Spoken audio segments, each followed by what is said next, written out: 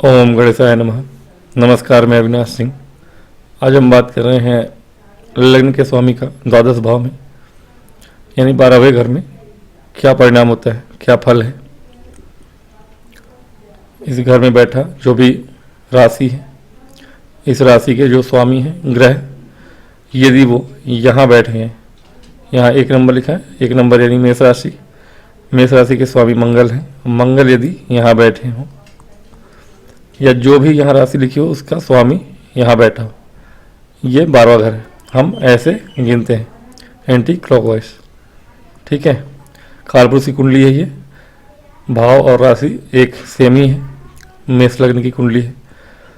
तो यहाँ पर आपके यदि लग्नेश 12वें घर में बैठे, ऑब्वियसली ये अवयोग है, ठीक है। 6ठे 8वें 12वें में लग्न का स्वामी बैठे तो अवयोग होता है। अवयोग यानी ये एक अच्छा योग नहीं माना जाता, दुर्योग है। दुर्योग नहीं मतलब दुर्योग तो 10वें घर से होता है, लेकिन फिर भी यदि जिन जिन भावों से अवयोग बन रहा है उन भावों से पीड़ित होते हैं, यानी सॉरी, ये एक अच्छा योग नहीं है, पीड़ा देता है। द्विस्थान है, चूंकि 6ठा 8वां 12वां, द्विस्थान में यदि अपने लग्न के स्वामी बैठे हों, व्यय भाव है, सभी को पता है, व्यय भाव खर्च का भाव, और कहीं ना कहीं बाधा या बंधक भाव भी बोलते हैं इसको, या जेल भाव अंग्रेजी में, जेल यानी इंग्लिश हो गया, जेल या बंधक भी बोलते हैं आप इसको। बंधक तो ये भी होता है, लेकिन ये ज़्यादा बंधक है, दोनों ही बंधक भाव हैं। बाईं आँख को दर्शाता है ये, ठीक है। लेफ्ट आई भी आप इससे डिनोट करते हैं। बहुत सी चीज़ें हैं, 12वें भाव से आप देखते हैं चीज़ों को। आपका व्यय है यानी कालपुरुष का व्यय, यानी कि मोक्ष त्रिकोण भी कहा जाएगा इसको, 4 8 12 में ये मोक्ष त्रिकोण है, अंतिम पड़ाव है ये जीवन का, और मोक्ष प्रदाता भाव भी है। कुल मिला के लग्न के स्वामी अगर 12वें घर बैठे हैं तो ऐसा जातक जो होता है, पहला तो महाक्रोधी होगा, शरीर से दुर्बल होता है, दुर्बल या एक तरह से कहें कि शारीरिक सुख में कमी होती है, ठीक है, शरीर के सुख में कमी होती है। और अधिक व्ययी हो तो ऑब्वियस सी बात है कि अधिक व्यय करने वाला व्यय अधिक होता है, ठीक है। ऐसे जातक सदा परेशान रहते हैं, मानसिक रूप से भी और शारीरिक रूप से भी। यदि आपके लग्न का स्वामी, लग्न क्या है आपका, लग्न आपका व्यक्तित्व होता है, आपका शरीर ही है। आपके व्यक्तित्व, आपके शरीर का स्वामी आपके अंतिम भाव में बैठा हो, व्यय के भाव में, तो आपका शरीर का ह्रास होता है। शरीर ह्रास यानी आप जल्दी बूढ़े होते हो, बूढ़े दिखने लगते हैं, ठीक है। एक होता है बूढ़ा जल्दी दिखना, शनि की वजह से भी होता है ना। शनि अगर लग्न में बैठे हैं या लग्न पे दृष्टि डाल रहे हैं या गोचर में लग्न में आते हैं तो जल्दी आदमी थोड़ी बूढ़ा दिखने लगता है, दाढ़ी वाड़ी जल्दी पक जाती है। एक है आपके 12वें घर में लग्न के स्वामी बैठे हों, क्षमा चाहूँगा, तो 12वें घर में अगर लग्न के स्वामी बैठे तो ये व्यक्ति भी जो है आपको जल्दी से आयु पूरी करता दिखेगा, मतलब बहुत जल्दी बूढ़ा होता हुआ दिखेगा। क्रोध, व्यय करना, धनहीनता, धनहीन इसलिए कहा क्योंकि जो ज़्यादा व्यय करता है वो उसके पास धन टिकता नहीं है। अब यहाँ पे देखिए, जो चीज़ें किताबों में लिखी हुई हैं वो आवश्यक नहीं है कि आपके जीवन में घटित हो ही रही हो। बहुत अंतर होता है राशियों का और ग्रहों का। कौन से राशि कौन से ग्रह यहाँ पे हैं। कुछ ग्रह हैं जो यहाँ पे अच्छे फल दिखाते हैं, कुछ राशियाँ अच्छी हैं। अच्छे राशि जो भी है बहुत बुरा है, अवयोग है, बुरा है, लेकिन यदि शुभ ग्रह यहाँ बैठे हो तो उन बुरे फलों में कमी आ जाती है। ये भी हमारे शास्त्रों में लिखा हुआ है। धनहीनता, दरिद्रता, ये सभी चीज़ें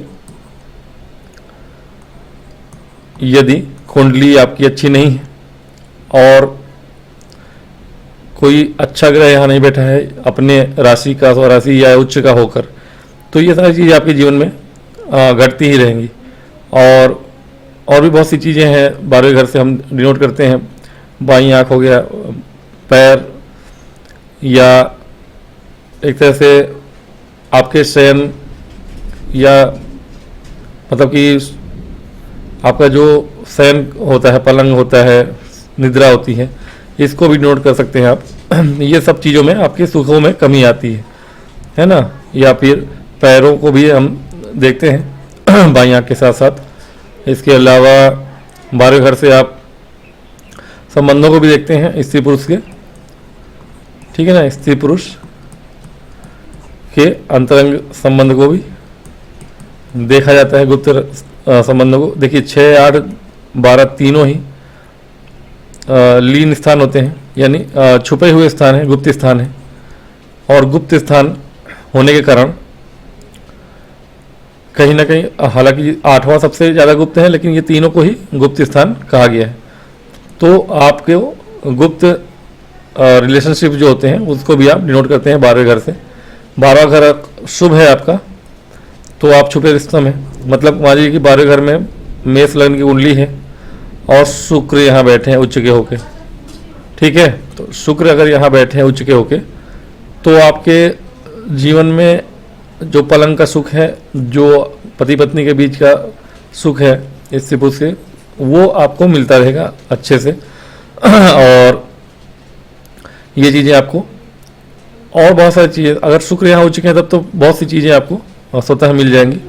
हो सकता है कि आपके अब यहाँ पे शुक्र धन भाव के स्वामी हैं, अब दरिद्र योग तो नहीं कहूँगा, लेकिन हाँ धनहीन योग बना रहे हैं एक तरह से, ठीक है ना। दूसरे भाव के स्वामी 6, 8, 12 में बैठ जाए तो निस्वह योग बनाते हैं, मुझे जहाँ तक याद है निस्वह योग कहते हैं इसको।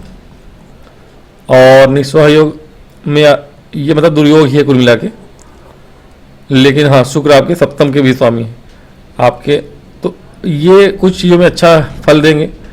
विदेश से व्यापार करना हो आपको, और या फिर आपके विदेश में जाके सेटल हो सकते हैं, वैवाहिक जीवन बसा सकते हैं, जैसा भी हो, तो शुक्र फिर भी अच्छे होंगे यहाँ उच्च के हैं तो। या फिर कोई भी ग्रह, गुरु भी हैं यहाँ पर, और गुरु मान लीजिए कि स्वराशि के हैं 9 नंबर 12 नंबर में, या उच्च के हैं 4 नंबर में हैं, तो आपको बहुत सी चीज़ों में सहायता देंगे। जो बुरे फल हैं आपके, गुरु तो खैर हर बुरे फल से आपको बचा लेंगे। व्यर्थ का खर्च होगा भी आपका तो धार्मिक कार्यों में होगा, तो डिपेंड करता है यहाँ कौन से ग्रह यहाँ पे आके बैठे हुए हैं, ठीक है। अब 4 नंबर यहाँ है, मतलब कि सिंह लग्न है, सिंह लग्न के लिए तो बात हो नहीं रही, तो गुरु उच्च के होके तो यहाँ बैठेंगे नहीं।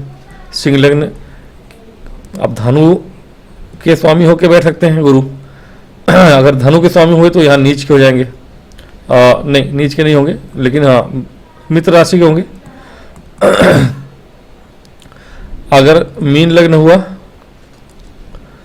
तो यहाँ शनि के लग्न में होंगे, लेकिन किसी भी प्रकार से नीच के ना हो, मतलब 10 नंबर में ना हो। यहाँ पर अगर 10 नंबर में गुरु है तो कहीं ना कहीं पैसों को लेकर जीवन में या खर्चों, हालांकि फिर भी मैंने देखा है कुंडलियों में, बहुत सी कुंडलियाँ देखी मैंने जहाँ की 10 नंबर में यहाँ गुरु बैठे हैं,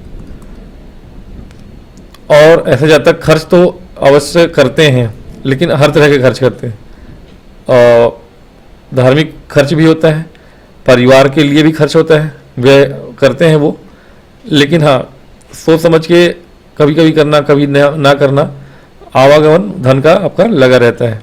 अगर 10 नंबर में यहाँ गुरु है, यानी कि आपका 9 नंबर लाभ भाव में, और 12 नंबर यहाँ है, और कुंभ लग्न है आपका, तो अब धन भाव के स्वामी, लाभ भाव के स्वामी 10वें में नीच, 12वें में नीच के होके बैठ जाए, तो ये दोनों ही चीज़ें आपकी पीड़ित हो गई ना। ये चीज़ अगर यहाँ पे हो जाए आप, या यहाँ पे नहीं,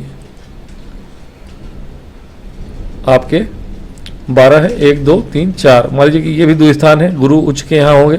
गुरु अपने घर में होते तो बात अलग, यहाँ होंगे तब भी ठीक है।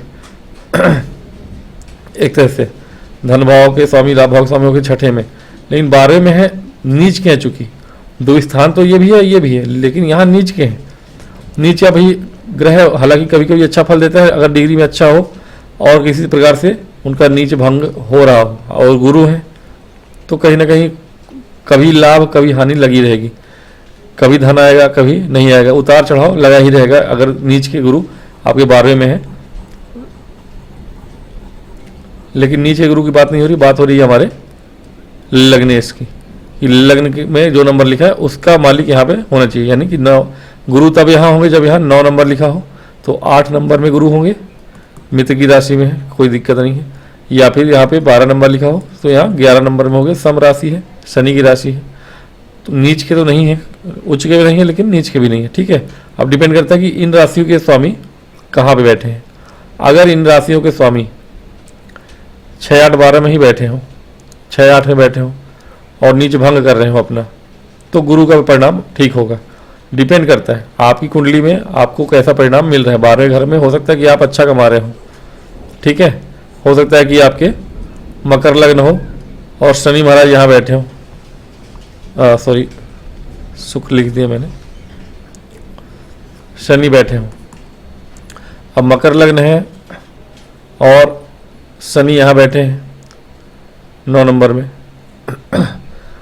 ये तीसरी दृष्टि डाल रहे हैं धन भाव पे।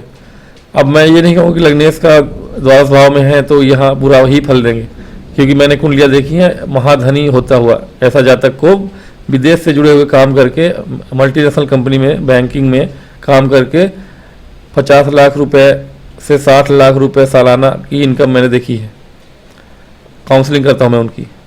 तो कहीं ना कहीं ये चीज़ें हैं कि ऐसा जरूरी नहीं है कि लग्नेश आपके द्वादश भाव में है तो आपको हानि ही होगी, और ऐसा नहीं है कि लग्नेश आपके 1 4 7 में है या दशम में है, यानी केंद्र या कोण में ही है तो लाभ ही लाभ है, ऐसा नहीं होगा। वो डिपेंड करता है आपकी कुंडली कैसी है, वहाँ कैसे स्थिति में बैठे हैं आपके लग्नेश, ठीक है। तो ये लग्न का अंतिम भाव है। मैं समझता हूँ कि बहुत कुछ बताया मैंने जितना जरूरी था, और भी बहुत सी चीज़ें होती हैं, सब कुछ एक साथ बताना आवश्यक नहीं है। बड़े वीडियोस वैसे भी आजकल कोई देखता नहीं है, शॉर्ट्स वीडियो देखने की आदत हो गई, 30 सेकंड से ज़्यादा वीडियो कोई देखता नहीं है, 1 मिनट भी देखना मुश्किल है शॉर्ट वीडियो, 12 मिनट तो बहुत है, 13 मिनट हो गए। अब मैं आज्ञा चाहूँगा, अब नेक्स्ट वीडियो से हम द्वादश भाव यानी धन भाव के ऊपर चर्चा करेंगे कि धन भाव के स्वामी का सभी भावों में क्या फल होता है, इसके विषय में चर्चा होगी। तब तक के लिए मुझे आज्ञा दें, नमस्कार। और वीडियो पसंद आए तो लाइक और सब्सक्राइब करिएगा। ओम गण।